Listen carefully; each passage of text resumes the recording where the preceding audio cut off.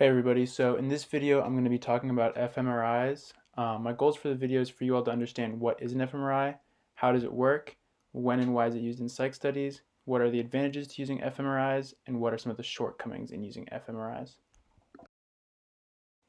In simple terms, functional magnetic resonance imaging, or fMRI, is a technique used by researchers to measure the level of activity in a certain area of the brain. When an area of the brain becomes more active, it requires more oxygen to function. To meet this increase in demand for oxygen, blood flow increases to this part of the brain. fMRIs measure this increase in flow. This is Seiji Ogawa, the Japanese researcher who developed the fMRI technique back in 1990 following his discovery of bold imaging. Bold imaging is at the heart of the fMRI technique and stands for blood oxygenation level dependent imaging. Bold is a contrast method that uses the ratio of oxygenated blood to deoxygenated blood to look at the areas of the brain that are active during a particular task. Your whole brain always needs blood delivering it oxygen or else it would die. However, when a brain area is active, it needs more oxygen than normal. As we see here, new blood circulating into the area of the brain is providing the oxygen that the brain tissue needs, while deoxygenated blood is carrying CO2 away from the tissue.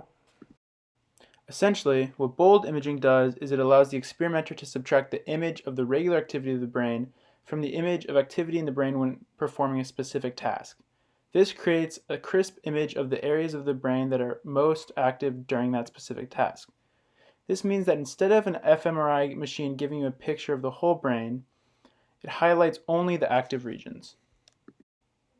Now that we have a better understanding of how fMRI works, let's see how scientists start to build the correlation between behavior and brain activity. Here we see different areas of the brain highlighted after participants perform certain tasks.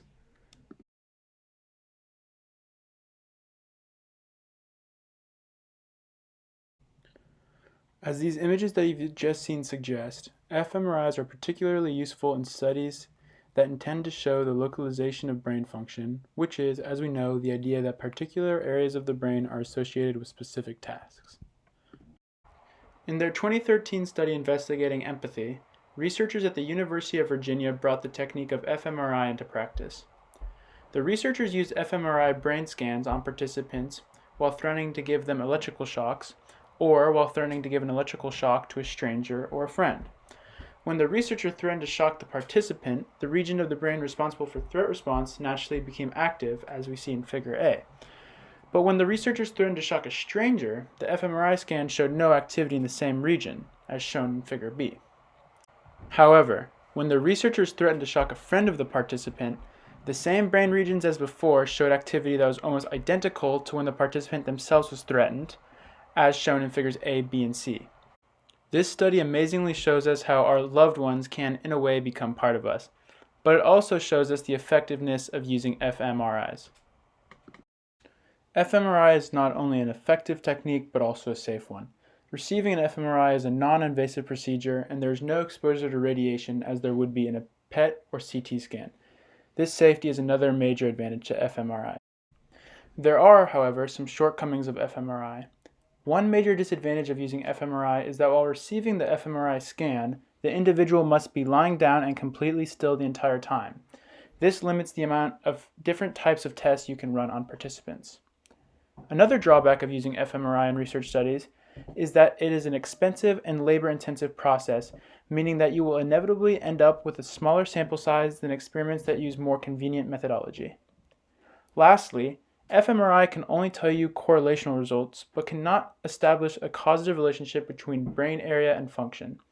Other methodologies, like transcranial magnetic stimulation, for example, are a more causative way to look at brain area and behavior, because it disrupts a localized area of the brain, thus allowing the experimenter to make a better prediction of whether that brain area is indeed necessary for a specific function. Okay guys, that's all I've got for you for this video, but if you'd like to read more on fMRIs, I'd encourage you to visit UC San Diego's School of Medicine website, and more specifically their Center for fMRIs, which is where I got a lot of the information that I did for this video. And I've also included the name of the study that I mentioned previously, as well as its DOI. You should check it out if you get a chance, because it's a great example of how fMRIs can be used successfully. And then lastly, I wanted to say that obviously the footage I included in my presentation wasn't taken by me, so here I've included the links that I got that footage from. All right, thanks. Bye-bye.